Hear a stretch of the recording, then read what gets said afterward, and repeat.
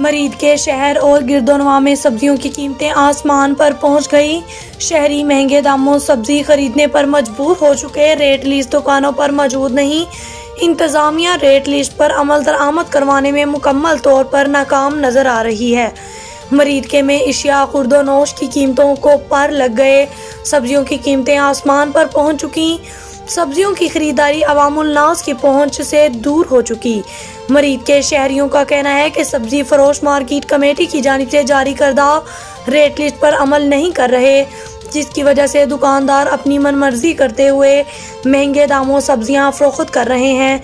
शहरियों का कहना है कि परचून सब्जी फरोश दुगनी कीमतें वसूल कर रहे हैं और असिस्टेंट कमिश्नर इरफान अपने दफ्तर में बैठकर कुर्सी पे झूले लेने में मसरूफ हैं। मरीदके शहरियों ने आला हुकाम से फौरी नोटिस लेने और इशियाए खुर्दनी की कीमत कम करने का मुतालिबा कर दिया।